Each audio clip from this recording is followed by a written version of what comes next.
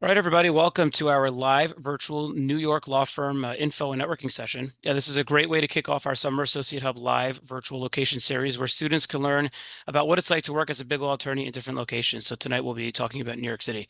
We have a fantastic panel of attorneys today. I'm excited to get into it. So the agenda is as follows. We'll have a panel discussion featuring our attorneys from Free Frank, Willkie, Wilson Sonsini, and Fenwick. That will be about 30 to 40 minutes, including the Q&A. After the panel discussion, each firm will host a separate Zoom room for those who want to join, ask questions, or listen to hear more about the firm.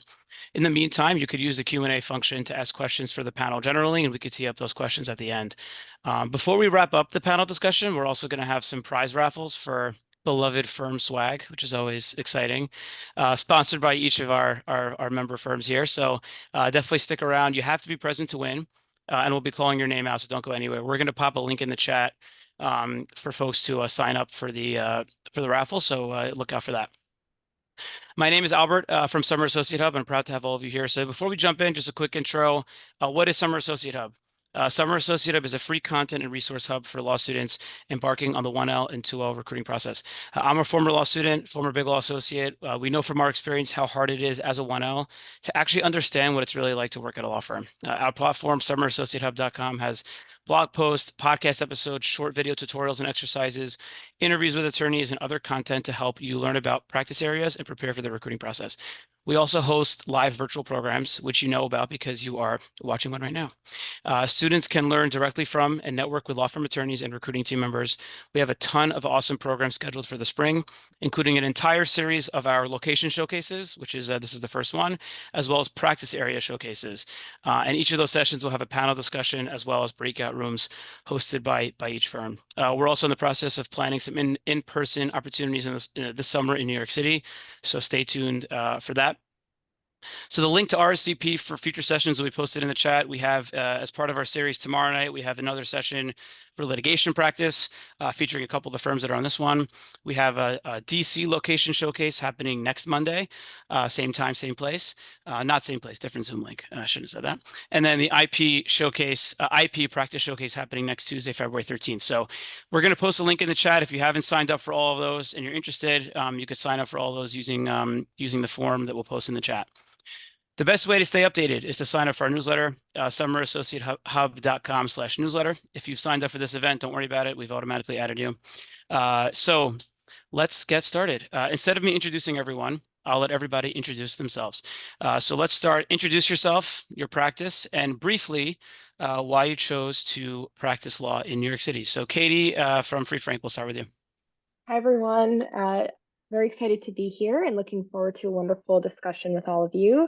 Thank you, Albert. My name is Katie Katsuki, and I am a fourth-year associate at Fried Frank. I'm a graduate of New York Law School, where I was an evening division student, and I'm a proud evening division student. So if there's any evening one else here, I'm happy to chat about that a little more. I am from New York. I was born and raised out on Long Island, and I moved to the city about now almost 15 years ago. And so I chose to practice in New York because it's my home and where I always want to be. Great. Seth, we'll kick it off to you. Sure, thank you. I'm Seth Flaum. I'm a partner at Wilson Sonsini. I work in an area called technology transactions, but generally I work in the life sciences space with pharmaceutical companies, biotech companies, device companies, et cetera. And what I do is partnering transactions. So a good example is Pfizer with the vaccine for COVID.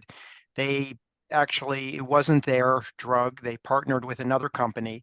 So there was a transaction with that small company and Pfizer. Pfizer pays that company money for rights to develop that drug. That's what I do. And New York City is a growing biotech hub in the world. It's growing very fast, and New York is just the center of everything. So, good place to be. Fantastic. Melissa, kick it off to you. Hi, everyone. I'm Melissa Fischetti. I'm a partner in the real estate group at Willkie, Farr & Gallagher. I am a graduate of NYU. my practice is mostly buying, selling, financing, leasing property, mostly domestically. We do some things internationally, but mostly domestically, and a lot in New York. I chose to stay in New York because I'm from the area, but also I think being in the mecca of real estate, at least for this country, was critical. So that's how I ended up in New York. Fantastic. And last but certainly not least, Al Cooper. Hi guys, I'm Al Cooper. I'm a partner here at Fenwick and West. I work as a startup attorney here, so I work with everything from very early stage companies where we form them, we help them, raise money and hire people, fire people, and work through all the kind of the fun stuff of building a business, and then I work with them all the way through exit. So when they either get sold or when they go public. I am originally from the Bay Area, so I started my practice in California. And I moved to New York originally because to help co-found this New York office. So we started with about 6 of us plus some staff, and we are now to, gosh, I think maybe 150 attorneys plus staff in this New York office. So the reason I'm here was for an adventure, and it's certainly been an adventure. We'll talk a little bit more about this later, but since moving here, I've had 3 amazing kiddos and just a ton of fun. So I'm really excited to be a part of this panel. Great. I was one of the first 50 in that office, but that's not what we're here to talk about. But it's awesome. All right. So in your practice area, what are the clients or the industries that make up the New York City legal market? I know that's something that a lot of students are probably wondering, especially compared to other places. So what are the clients and industries that make up the New York City legal market from your vantage point in your practice area? And how does your location in New York City actually play into your practice specifically? So let's start out with I guess we have 2 IP tech transactions, attorneys doing slightly different things. So I guess, Katie, let's start with you. Tell us a little bit more about that. Sure. And I realize I didn't introduce my practice area. So I do IP and tech transactions. I focus more on mergers and acquisitions, and we also have some commercial clients of our own. So what most of my client base that we have at Fried Frank are large corporations. We work with Fortune 500 companies. We work with a lot of private equity firms who may buy other types of businesses, smaller types of portfolio companies. And so being in New York, near sort of Wall Street is where a lot of our clients are based. A lot of partner firms that we might work with are also based down here in New York. We're specifically located in downtown Manhattan, which is a very central financial hub. We serve a lot of financial services companies as well and clienteles, and so our central location here is very helpful for us. Fried Frank is also a real estate firm, and we have a lot of real estate clients. I don't do that type of work, but I know that in the commercial real estate market, being in New York, serves us well in that regard. So I think our client base specifically for the IP and tech transactions is advising our M&A and capital markets clients, as well as our own commercial clients, which includes tech companies, AI companies who are, developing AI or using AI, as well as other types of technology companies that we service, whether as portfolio companies or our own independent clients. Great. So Seth, you work primarily with life sciences clients. So tell us more about how the New York City location plays into your practice specifically, and what types of clients make up the market for you. Sure. New York City actually is a really exciting place to be in life sciences these days. I mentioned Pfizer. Pfizer actually is in New York City, and they've been in New York City for a long time. But what's been happening over the last decade is biotech. These young startup companies have come into New York, and part of that's driven by the tremendous universities and the science coming out of all these New York universities. And the biotech has decided to stay. For many years, they would go to Boston or West Coast, but recently companies are deciding to stay in New York, realizing there's a lot of advantages to being here. And the city, the state, and private investors have been putting in billions of dollars into the city to grow biotech, to grow life sciences. So it's just in my industry, it's a very exciting time. My clients are all small that I represent. They're literally scientists, still professors at a university, starting up companies. And I mean, there's bigger ones too, but we start small, and then my firm is known just to scale with the companies as they grow one day into public companies. Great. So Al, tell us from your perspective, working with startups and other companies. Yeah, so Fenwick is a little bit unique in that we kind of don't really bifurcate ourselves in terms of kind of like where the office location is. Most people at the firm, I would say probably all people at the firm actually have very much a bi-coastal practice and sometimes an international practice. We actually staff all of our clients in teams, kind of agnostically based on, I may have a paralegal who's in Santa Monica or, an associate who's in Seattle. And like I said, I'm here in New York. So we're a little bit different there. But that being said, kind of opening up this New York office and being located in New York does present some kind of really unique features. The first is that we get to see a lot more kind of really fun consumer type deals and clients here. So working with a lot of like fashion brands and people in kind of the fashion tech area where I wasn't really seeing that much in Silicon Valley. Silicon Valley is great, but not a ton of fashion brands coming out of Silicon Valley. So I'm getting to see a lot of that, a lot on the fintech side.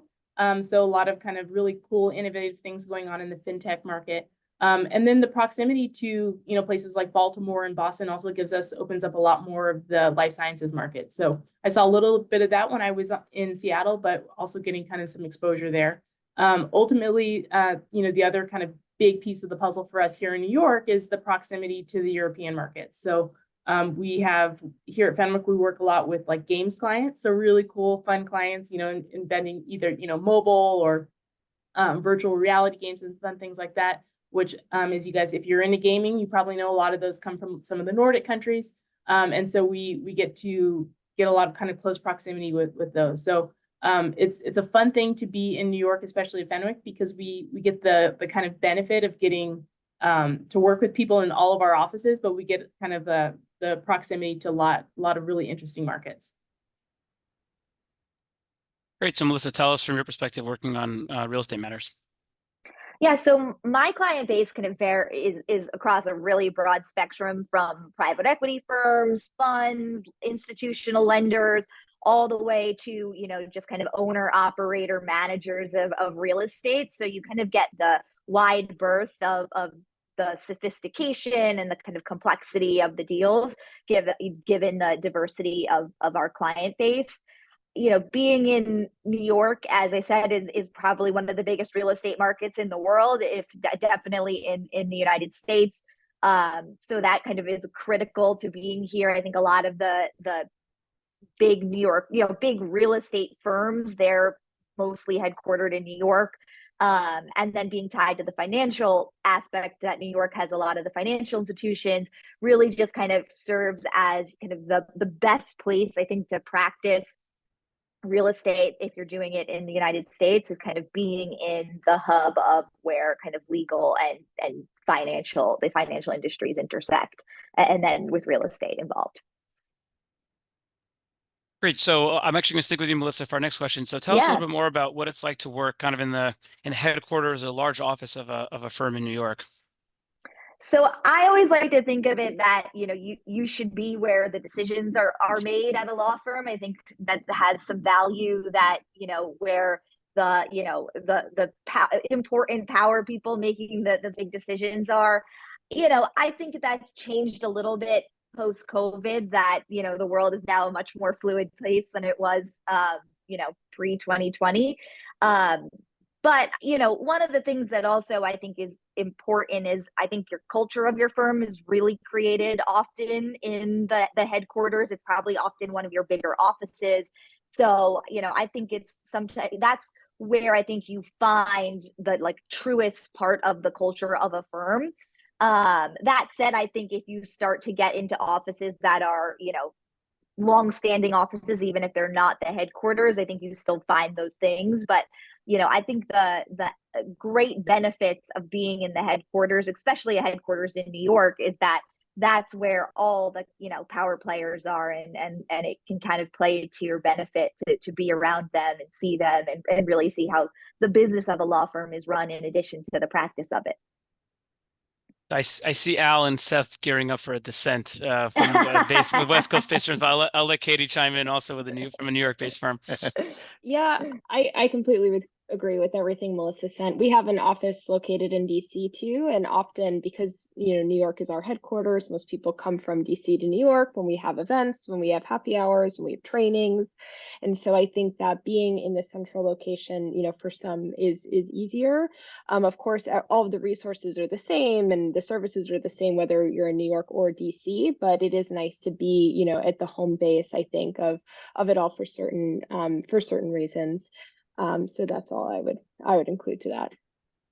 I will add that I think it's also important, though, you be where like the group is. You know, we have some at Willkie, like we have a, you know, an FCC, you know, DC specific practice that, you know, it makes sense to be in that office because that's where it's practiced and that's where the industry is really based. So I think that should also really play into a factor if you know a certain type of work that you want to practice. But just from a firm life perspective, I'm sticking to my story. I think that goes well with the general advice of, you know, giving students should look a little bit of a layer deeper if they know what group they want to work in when it comes to choosing a firm. So Seth, tell us, I guess, on the other side of it, what is it like to work for the New York office of a firm that's headquartered outside of New York? Yeah, you know, I feel like I have sorry, I just muted myself. I have the best of both worlds. So we're a West Coast, Silicon Valley based firm. So I have that California vibe in a New York office, which is very cool. You know, I would say COVID changed everything in the way businesses run. I staff all my projects cross offices. I work with the West Coast group quite a bit. And what's special about New York versus some other East Coast cities is everybody comes to New York. So New York is a hub, and the power people from the West Coast, they come to New York, and we're set up to take those meetings. And you know, especially if they're meeting with Europe, or I mean, New York being the center of business, there's so many things that happen and have to happen in New York. So, you know, if you want to have access to those people, you may actually see them in at least in my firm, you may see them in New York more often than if you were in the same office. But you know, I would agree with what other people have said, is you have to find, you know, it's the group you're with, where they're located, and what's most comfortable for you. But for me, I haven't felt much of a difference, it not being in the home office. Yeah, I'm curious to hear your thoughts as well. Yeah, that's a really good point. And Seth, I mean, I think, you know, our experience, I think, is probably pretty parallel, just in terms of like how we staff, as I mentioned, staffing across offices. But I think probably something that's unique about Fenwick is that while we kind of started as a smaller office, we've just grown so fast in New York that there really isn't, you know, I think I saw as we were prepping for this a reference to us being a satellite office, and it's just not really the case anymore, because this is actually one of our biggest offices. And it's fun, right? It's really fun because, as Seth mentioned, we have people that come from all over to our office, but the way Fenwick may actually also be a little bit different than other firms. And I love being on this panel because I get to hear about other firms. But we make decisions on a consensus basis. So we don't make decisions really by offices. We make decisions as a firm, and we really truly believe, you know, we really view ourselves as one firm. When our summer associates come, the first week, they spend kind of like all together and getting trained in Mountain View before they disperse to their office of choice. And so we really kind of think about it that way. When we do mentoring circles, for example, oftentimes mentors are staff, not just in your kind of your office. So we really think about it in terms of making sure that people have that kind of integration across offices. And I think it really makes for kind of a more cohesive team. And it really allows you to kind of stretch and work with others that aren't you know, necessarily sitting directly next to you, because as Seth mentioned, you know, COVID really allowed us to think about kind of how we're staffing and how we're working together and how we're servicing our clients. And a lot of our clients get really excited about the fact that they now can talk to someone in California hours, someone on New York hours. That's an it's worked out pretty well for all. So I guess I'll stick with you on this one as well. So I guess each of the firms on this panel work, have offices in other locations. So I guess tell us one main way that the New York market differs from other markets, for example, California, which you work with quite often. Yeah, so I actually started my practice in California. I practiced there for a number of years.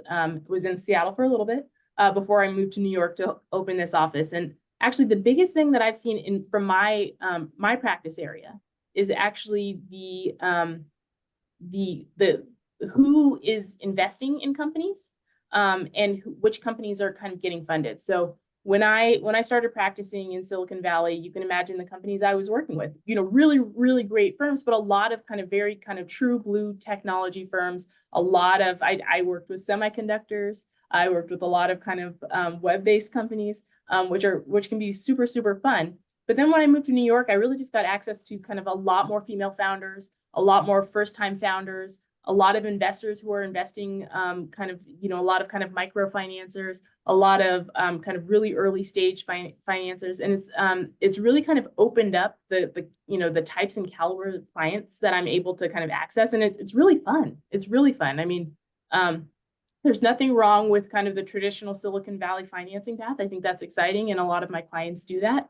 But there's really something to be said for a first-time founder who gets, kind of gets around based on kind of some angel investors and then finds traction there. And the companies that we've been able to work with, I mean, I'm sure you've heard of, if anyone is into fashion, maybe Hill House Homes, one of my favorite clients here, get to work with a lot of really cool kind of clients that otherwise I wouldn't have exposure to if I was in California.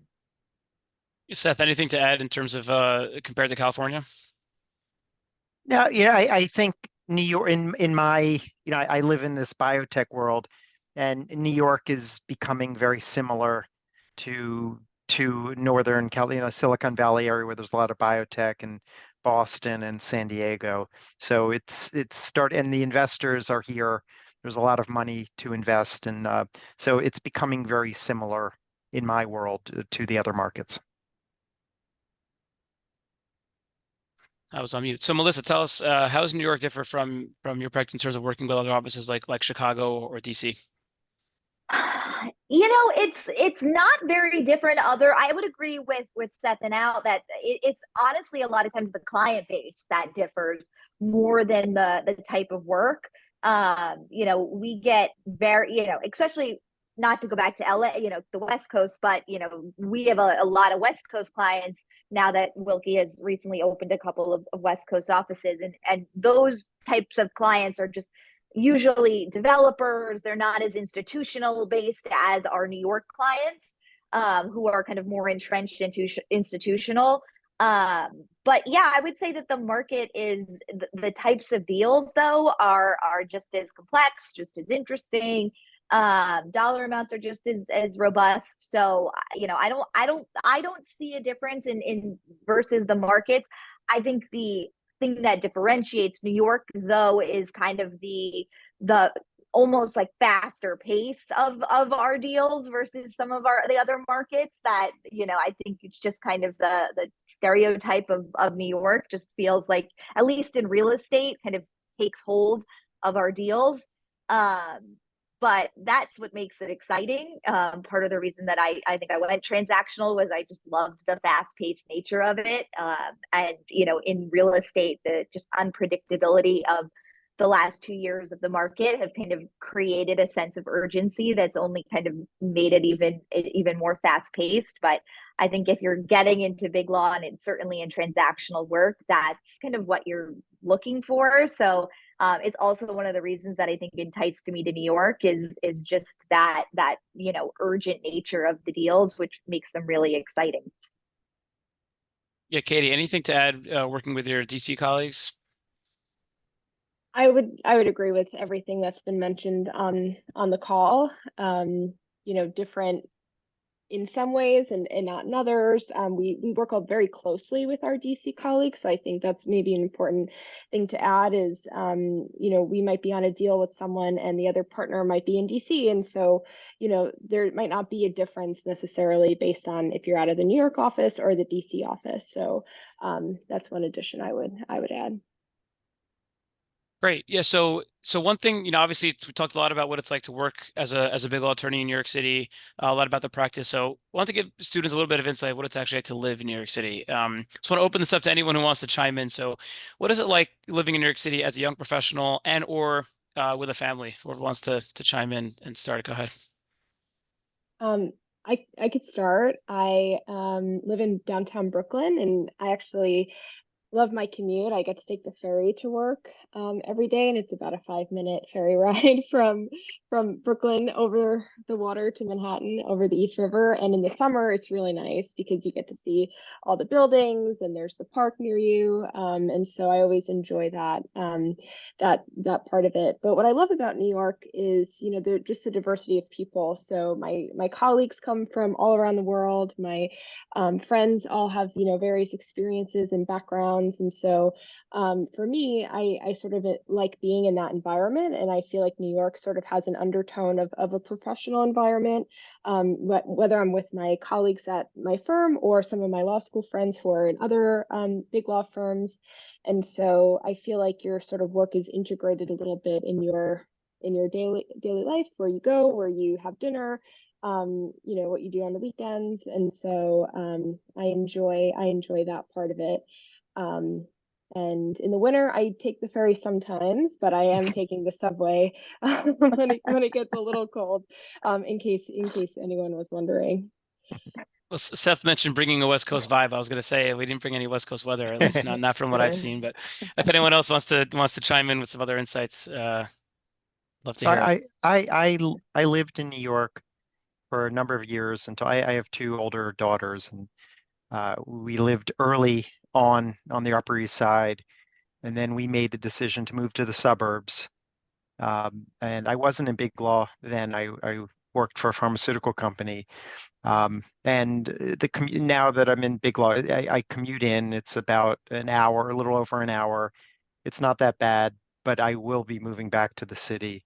I miss the peace and quiet of Manhattan, which sounds funny, but I mean, you know, my daughter lives in New York. There's just so much energy. It depends what you want. If you like the energy of a big city, then you can't beat New York. And it is nice being closer to the office if you can be. So. True New Yorkers can only fall asleep with the sound of sirens and horns. Right. Anything else to add, Melissa or Al? Yeah, I mean, so I also live in downtown Brooklyn. I made my way. This is like the gateway to maybe getting out of the city at some point. But I've been here 8 years now, so I don't know if that's happening. But you know, and I work right in basically Times Square almost. And so, or a little north of Times Square. But yeah, I think there's just something, you know, no matter how long you practice that in a big law firm, and is living in New York for a little, as limited or as much as you want, there is something about it that you just can't replicate in any other city. You know, as Seth said, the energy, the restaurants, the nightlife, you know, the art, the theater, like whatever you want is there. And, you know, especially as a young associate, when, you know, they always said, like, don't live like a lawyer, live like a law student once you become a lawyer. But you will have a little more money, and just being able to, you know, enjoy what New York has to offer, and hopefully the downtime that your law firm will give you. But there's just something about it, going to the parks.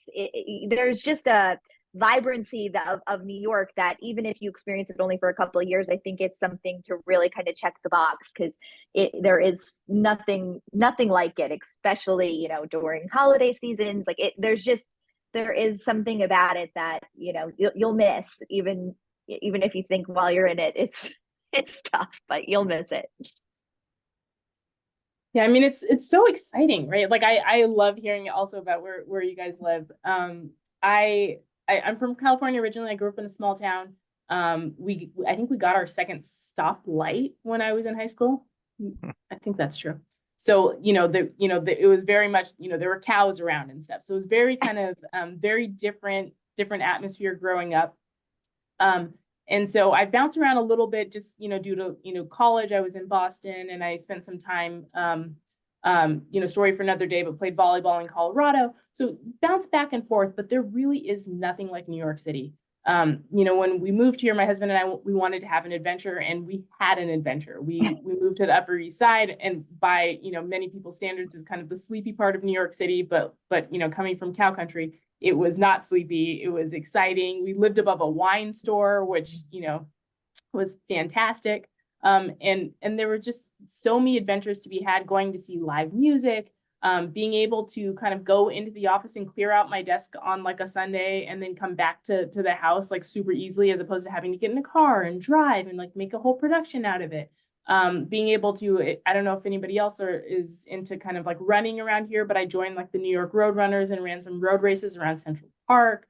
I mean, there really is something for everybody in the city. And one of the beautiful things about, I think, New York and just like living in New York and practicing in New York, is that there's so many people here who also were not born here and raised here and kind of grew up here. And so as a result of that, I think people are super welcoming. I remember the one thing I told my husband, the one thing I wanted to do when I got to New York, and maybe this is showcasing some of my nerdiness, but I was like, I really want to join a book club. I actually had been trying to join one when we lived in Seattle, and I couldn't get into a book club. And within a week of moving to New York City, I was able to join a book club, and it was awesome. So just like the idea of how welcoming people are, even if you're not from New York, like this, it was absolutely fantastic. I now have like 1,000 children. And so I have moved out from the Upper East Side. We're in Connecticut now, but I come into the office. You can see I'm in the office now. I come into the office at least 3 times a week. I take the train in, and it's easy peasy. Usually read my book from book club, and just kind of make my way into the city. And coming into Grand Central, it is like, there is nothing like coming into Grand Central, having a place to come to the office and like seeing all the people and all the just the everything that you think about when you think about, working in BigLaw in New York City. I think you get that feeling going into Grand Central. So while I don't live in the city anymore, I think I still get all the good feelings of it. I'd also add that the New York legal market has a lot of events and things that happen. There's bar associations and there's other things that events you can go to. When I was a law student, I got to meet the late Justice Ginsburg at an event, which was like the highlight of my whole year.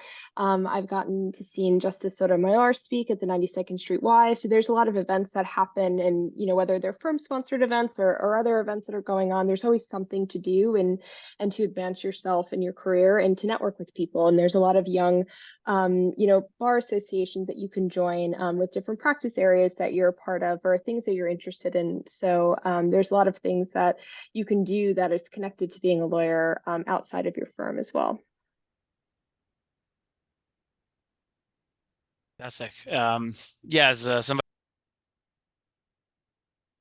lived in New York for a few years and now in the suburbs, I agree with everything. So nice to hear that from everyone. So we're going to move on to before we wrap up the discussion, we'll do some Q&A. While we're doing that, we'll also tee up the raffles. So we have a couple of good questions here. I guess so. This is a good question, and in the interest of time, let's keep it to two folks will chime in on this one. So I guess a lot of participants talked about the diversity that comes with the city of New York. So how does your firm help foster diversity in the office? I think that's a great question. So whoever wants to chime in on that, feel free to take it.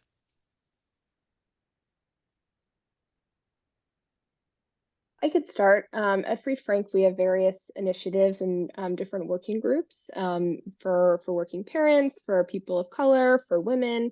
And I think that those are great initiatives. I'm part of the one myself. And so I enjoy, we have different events, they have panels, they have speakers, and they show, that the firm does take this seriously. And then we embed different types of actions throughout both the recruiting process and also while you're a lawyer at the firm. So I think that that's important. So not only do we want to recruit a diverse base, but we want to encourage, those diverse experiences while you're working at the firm. And so that's something that I've been really happy with while I've been here at Fried Frank.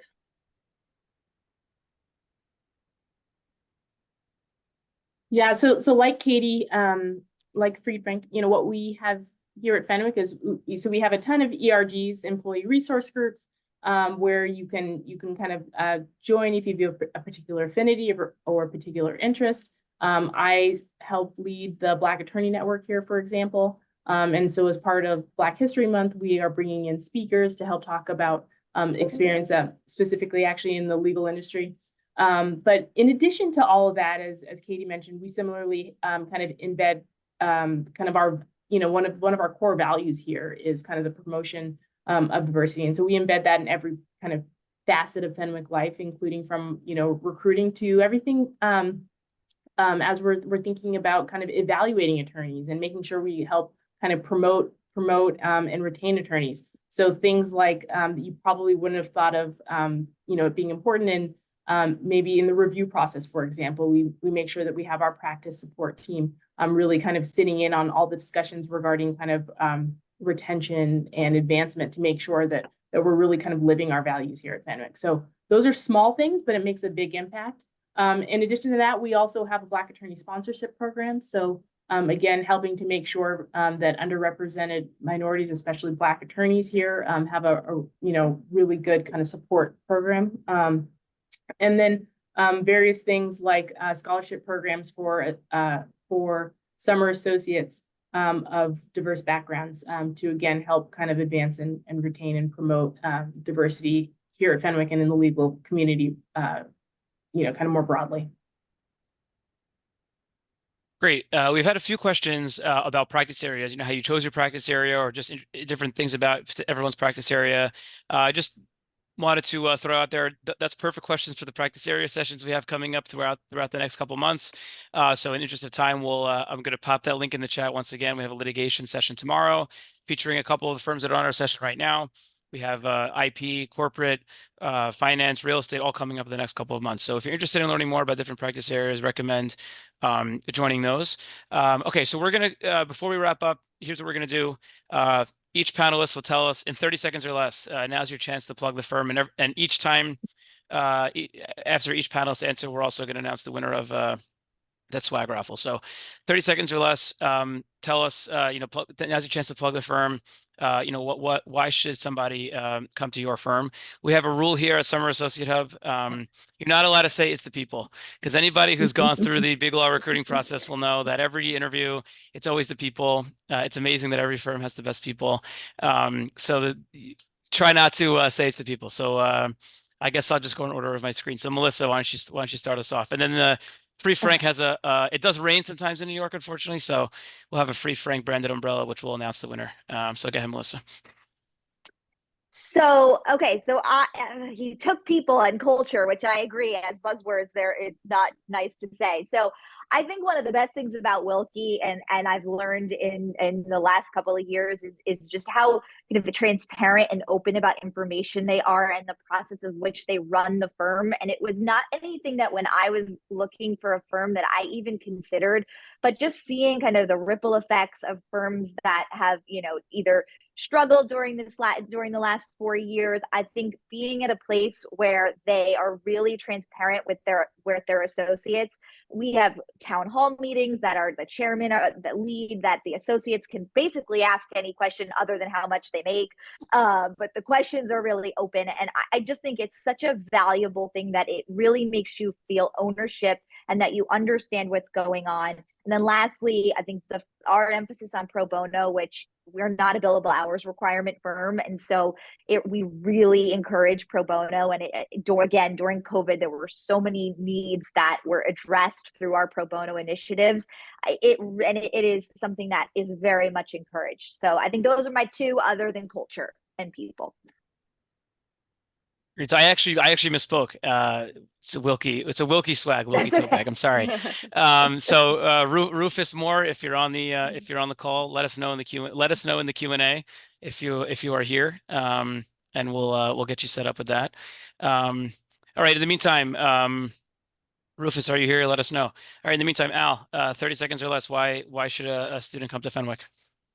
If you want to work with cool clients doing really, really cool stuff, this is the place to be. So you can work with, during my career here, I worked with everything from WeWork to WhatsApp to Twitter, Square, everything in between, and cool fashion companies. And they also give good swag. So if you want to work with cool companies, you want to see exciting stuff, and you really want to be a part of the future, I think this is the best place, to be in. I think the other big piece is that as an associate here, you get to really own a piece of every single thing you're doing. I think there are a lot of really, really great law firms out there. But in some of those, the way they train you is that you're going to be doing diligence for the first couple of years of your life. And that's just not how we staff things here. And it's not how we do things here at Fenwick. So if you want a real experience working with really cool clients, this is the place for you. Great. All right. We have a mystery swag bag from Fenwick. Can't say what it is, but Townsend McDonald, if you're on the call, let us know in the Q&A and we'll get you set up with that. All right. Next on my screen is Katie. Tell us in 30 seconds or less why Fried Frank. So for me, I chose Fried Frank because they saw the value in being a night student. And I think Fried Frank really sees the value in each student and each associate that they bring up through the ranks. Training is something that I feel like I'm getting a lot of here. I'm a pretty junior associate. I'm only a fourth year associate. And I've already been able to manage certain deals, lead certain agreements, handle client calls. And I feel as if the experience and the exposure that I have here at the firm gives me that opportunity very early on. And so I would say that's why you should come to Fried Frank, because you learn how to be a great lawyer and you'll have some fun. And my umbrella that I have as summer associate is still working. So we have very good swag as well. You could use it on your way to the ferry when it rains. Yeah, exactly. So Exactly. Esther Park, if you're with us, let us know in the Q&A for your Fried Frank umbrella. All right, in the meantime, so last one, Seth, 30 seconds or less, why Wilson Sonsini? Sure. I guess similar to Fenwick, we work in the cutting edge of technology. I'm in the bio space. Other half are pure tech, and we're really looking at science and technology, a decade before it may even come to market. So that's exciting. It's the California vibe is definitely very cool. I started in the firm wearing a suit every day, and if I tell you I wear a t-shirt and shorts, don't laugh, but sometimes that may be it. I'm not supposed to say people, right? Okay, so I won't. The one thing I almost feel it's like choose your adventure. The associates that come in, they have an interest in an area, but it's not. It's fluid, and people's interests change. And how do you know exactly? And what's nice about the firm is it allows you to find your path, and everyone seems to be very happy with that. So. Fantastic. Susie Fenn, if you're with us, you Wilson Sonsini Stanley travel mug, which is all the rage. Hopefully you're not fighting outside of a Target for one of the special edition Starbucks ones. But if you're with us, let us know. Susie Fenn, speak now. All right, cool. You're with us. For our first prize, we didn't hear from the winner. Christine Aqua, you're the backup. If you're with us, let us know. We have a prize for you. All right. Well, don't want to take too much time. We want to make sure everyone has time to hop into the breakout rooms. We have the breakout room links in the chat. Make sure to jot those down, paste them somewhere. We're going to wrap up right now. Thanks to all these wonderful panelists for a great discussion about what it's like to work in New York. I think this is really awesome. Thanks everybody for joining. Just a reminder, if we have plenty of sessions just like this for different locations, different practice areas. So check out summerassociatehub.com/events or use the link in the chat to sign up for some of our other sessions, including tomorrow, next week, the week after. And make sure to join our breakout rooms right now to ask questions, engage, hear from all the different attorneys and recruiting professionals at the firms. Thanks everybody for joining, and make sure to take down those breakout room links, and they'll be open shortly. Thanks, everybody. Thank you. Albert. Everyone. Thanks to you all.